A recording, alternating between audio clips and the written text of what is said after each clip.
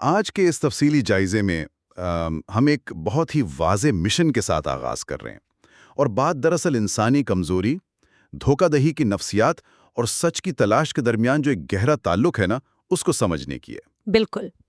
اور یہ تعلق سمجھنے کے لیے آج ہمارے پاس بالیقین 4 بالکل مختلف ذرائع ہیں۔ سننے والوں کو بتاتے چلیں کہ ان میں اسپین میں ہونے والے ایک حیرانگیز جرم کی رپورٹ شامل ہے۔ ہاں، اور اس کے ساتھ ساتھ UK گورنمنٹ کی فراڈ اور اس کے شکار افراد پر ایک تحقیقی دستاویز بھی ہے ہمارے پاس۔ اور اس کے علاوہ لیپوڈسٹرافی جیسی ایک انتہائی نایاب بیماری کی طبی گائیڈ ہے، اور چوتھا ذریعہ اسپین کے ایک قصبے پگیوسس کے جغرافیائی اور ثقافتی حقائق ہیں۔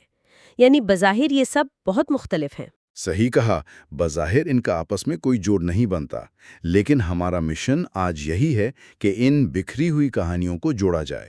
یہ دیکھنا بہت دلچسپ ہوگا کہ کیسے سماج کی نظر سے اوجھل افراد، چاہے وہ کسی پہاڑی علاقے میں ہوں یا کسی دھوکے کا شکار ہوں، بالکل، یا پھر کسی نایاب بیماری میں مبتلا ہوں، آخرکار یہ سب لوگ سچائی کو کسی نہ کسی طرح سامنے لے ہی آتے ہیں۔ تو پھر چلیے اس سب کی تہہ تک پہنچتے ہیں۔ کہاں سے شروع کریں؟ میرا خیال ہے کہانی کا آغاز ہم اسپین کے خوبصورت سمیدو نیچرل پارک اور پگویسز پاریسے سے کرتے ہیں۔ ذرا منظر کشی کریں تو یہ علاقہ یونیسکو بائیوسفیئر ریزرو ہے۔ ہاں، اور وہاں کی ثقافت کتنی قدیم ہے۔ وہاں ٹیٹوز یعنی گھاس کی چھت والے پتھر کے گھر آج بھی موجود ہیں۔ صحیح، اور برنیاس جیسی چراگاہیں ہیں جہاں واکیروز دے الزادہ نامک کھانا بدوش چرواہے رہا کرتے تھے۔ یعنی یہ جگہ جدید دنیا سے مکمل ٹوٹی ہوئی اور پرسکون ہے۔ لیکن اس پرسکون ماحول کے بالکل برعکس سال 2015 میں وہاں ایک بہت ہی عجیب واقعہ پیش آیا۔ میرادور دل ریبیکو کے مقام پر نا، ہاں، جو تقریباً 1400 میٹر کی بلندی پر ہے۔ بالکل، وہاں 2 ہائیکرز کو ایک لاش ملی، اور وہ لاش ایک بلینکٹ اور ہرے رنگ کے بیگ میں لپٹی ہوئی تھی۔ یہاں جو بات سب سے حیرت انگیز ہے وہ یہ ہے کہ موت کی وجہ کیا تھی۔ کیا فورینزکس نے کوئی کسی قسم کے تشدد کے نشانات بتائے تھے؟ نہیں، یہی تو حیرت کی بات تھی۔ فورینزکس نے واضح کیا کہ موت طبعی تھی، شاید نیمونیا کی وجہ سے ہوئی تھی۔ لاش پر کوئی نشانات نہیں تھے۔ اچھا، یعنی کسی نے اسے مارا نہیں تھا، لیکن اس لاش کی حالت نے بہت سے سوالات کھڑے کر دیے تھے۔ ہاں، کیونکہ وہ لاش ایک ایسے شخص کی تھی جو شدید جسمانی پیچیدگیوں کا شکار تھا۔ مطلب اسے سیریبرل پالسی تھا، وہ شخص اندھا تھا، آنکھوں میں کیٹریکٹس تھے، اور جسم میں واضح بناوٹی نقص تھے۔ اور اس سب کے باوجود کسی نے اس کی گمشدگی کی رپورٹ تک درج نہیں کروائی۔ یہ بات تو انسان کو واقعی سوچنے پر مجبور کر دیتی ہے۔ صحیح بات ہے۔ پورے 10 سال تک یہ ایک لمبا راز بن گیا۔ عوام میں سے کسی نے اسے ڈھونڈنے کی کوشش نہیں کی۔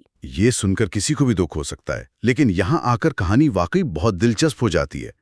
10 سال بعد یعنی 2024 میں استوریس کی حکومت کو ایک ادارتی غلطی ملتی ہے۔ ایک ایڈمنسٹریٹو گلچ، ہاں؟ انہوں نے دیکھا کہ لوئزین نامک ایک معذور شخص پچھلے 1 دہے سے اپنے میڈیکل ریویو کے لیے نہیں آیا۔ اور وہ شخص 3000 یورو ماہانہ پینشن لے رہا تھا، 10 سال تک بغیر کسی ریویو کے۔ جب اس بات کی ایک شروع ہوئی اور جیہون میں اس کے فلیٹ کی تلاشی لی گئی تو وہ کچرے اور گندگی سے بھرا ہوا تھا۔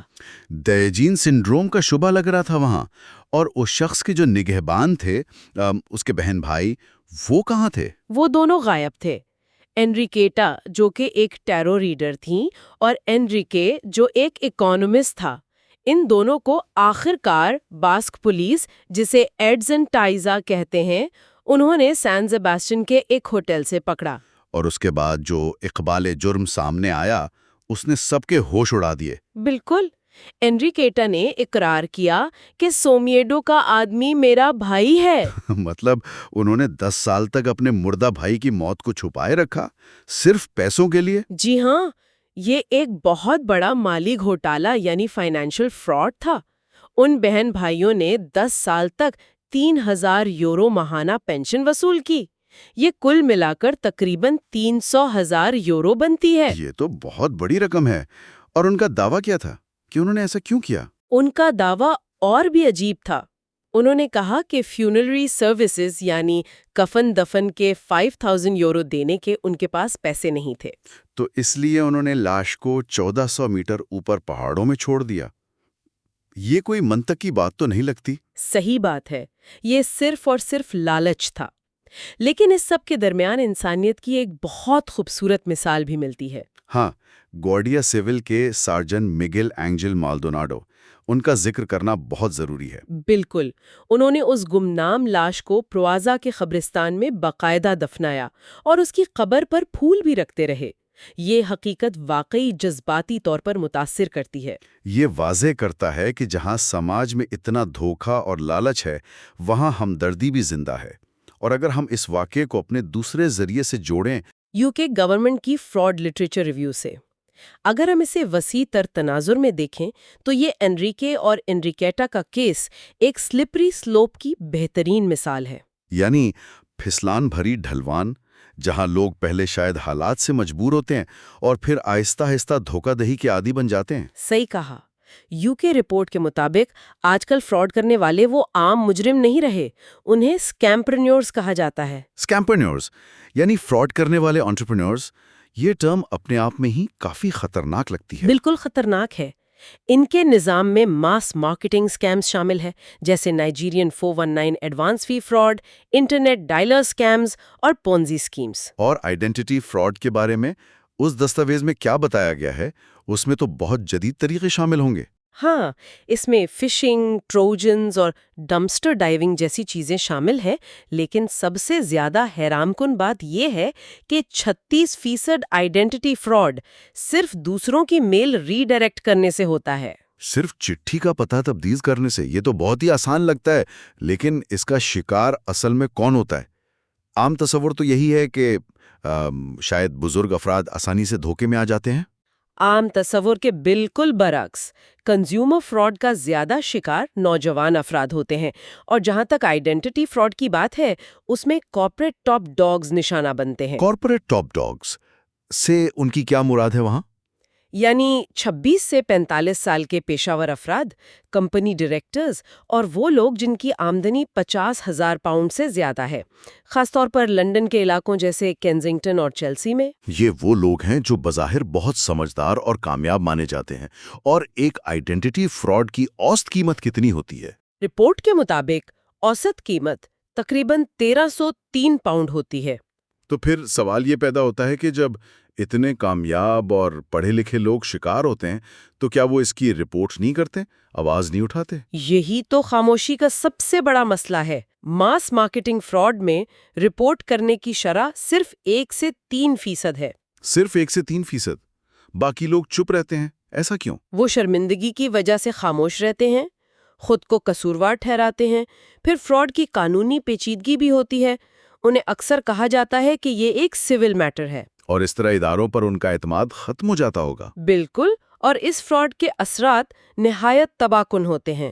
مالی نقصان کے ساتھ ساتھ صحت کے مسائل پیدا ہوتے ہیں، خاندان ٹوٹ جاتے ہیں اور یہاں تک کہ خودکشی کے رجحانات بھی دیکھے گئے ہیں۔ ایسا لگتا ہے جیسے جسم اور روح دونوں پر حملہ ہوا ہو۔ یہ لوگ اندر سے بالکل ٹوٹ جاتے ہیں۔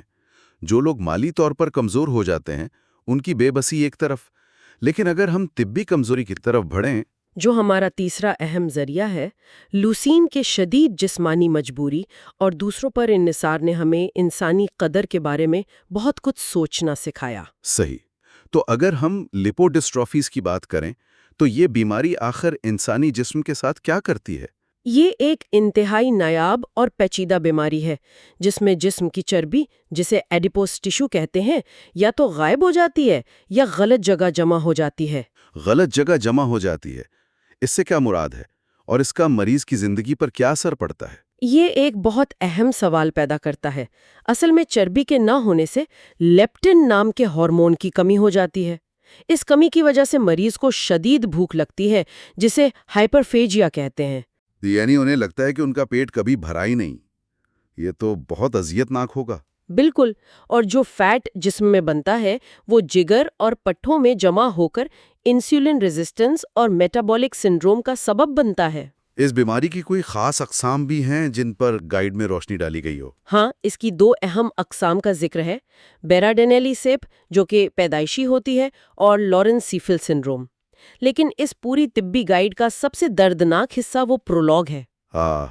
AELIP کی صدر نیراکا یولیلیا پیریز دے تودیلا کانوواس کا لکھا ہوا پرولوگ میں نے وہ پڑھا، اور وہ واقعی جذبات کو جھنجھوڑ دیتا ہے۔ ان کی 8 سالہ بیٹی سیلیا نے اپنی چھوٹی سی زندگی اس بیماری یعنی بیراڈینیلی سیپ سے لڑتے ہوئے گزار دی۔ ان الفاظ میں ایک ماں کا درد بہت واضح ہے۔ ان ماں کے الفاظ سننے والوں کو غور کرنے پر مجبور کر دیں گے کہ سالوں تک ٹھیک تشخیص یعنی ڈائگنوسس نہ ملنا کسی عذاب سے کم نہیں۔ ایک بیماری جس کا نام ہی معلوم نہ ہو، وہ پورے خاندان کو اندھیرے میں رکھتی ہے۔ وہ ایک مسلسل خوف اور بے بسی کی حالت ہوتی ہے۔ اور یہی وجہ ہے کہ ڈاکٹر ڈیوڈ اراؤجو ویلار اور ان کی ٹیم نے یہ طبی گائیڈ لکھی تاکہ آئندہ کسی اور خاندان کو اس اندھیرے میں نہ رہنا پڑے۔ صحیح کہا، یہ اس لیے لکھی گئی تاکہ مستقبل میں ڈاکٹرز، خصوصاً اینڈوکرینالوجسٹس اور پیڈیاٹریشنز وقت پر تشخیص کر سکیں اور کسی اور خاندان کو اس اذیت سے نہ گزرنا پڑے۔ تو اس سب پر غور کرنے کے بعد انسان خود سے یہی پوچھتا ہے کہ اس سب کا آخر کیا مطلب ہے؟ یہ تمام بکھرے ہوئے ذرائع ہمیں کیا بتاتے ہیں؟ آج کے اس تفصیلی جائزے نے ہمیں واضح طور پر سکھایا ہے کہ انسانی مجبوری، لالچ اور سچ کی تلاش کے درمیان کتنا گہرا رابطہ ہے۔ چاہے وہ لوئسین جیسا مجبور شخص ہو جس کے اپنے ہی نگہبانوں نے چند پیسے کے لیے اس کی موت کو چھپایا، یا پھر فراڈ کے وہ لاکھوں شکار افراد ہوں جو سماج کے ڈر اور شرمندگی سے خاموش رہتے ہیں اور اندر ہی اندر گھٹتے رہتے ہیں، یا پھر سیلیا جیسی چھوٹی بچی اور اس کا خاندان جو سالوں تک طبی دنیا کی لا علمی اور بے بسی کا شکار رہے۔ اہم پیغام یہی ملتا ہے کہ کمزوری چاہے مالی ہو، جسمانی ہو یا سماجیاتی، یہ انسانیت کا سب سے بڑا امتحان ہوتی ہے۔ اور اس امتحان میں کامیابی کا راستہ صرف اور صرف معلومات، ہمدردی اور آگاہی سے نکلتا ہے۔ یہی وہ راستے ہیں جو ان اندھیروں کو دور کر سکتے ہیں۔ بالکل صحیح بات ہے۔ آخر میں اس مطالعے کو سمیٹتے ہوئے ایک ایسی بات چھوڑ کر جا رہا ہوں جو کسی کو بھی مزید غور کرنے پر مجبور کر دے گی۔ ذرا سوچئے، سومیڈو کے پہاڑوں کی وہی خوبصورت تنہائی اور الگ تھلگ جغرافیہ، کیا اسی خوبصورت تنہائی نے ایک مردہ بھائی کی لاش کو 10 سال تک چھپانے اور دھوکہ دہی کے اس لمبے کھیل میں سب سے بڑے مددگار یا اکمپلس کا کردار ادا نہیں کیا؟ یہ سوچنا اہم ہے کہ تنہائی صرف تحفظ نہیں دیتی، کبھی کبھی سب سے گھنونے راز بھی چھپاتی ہے۔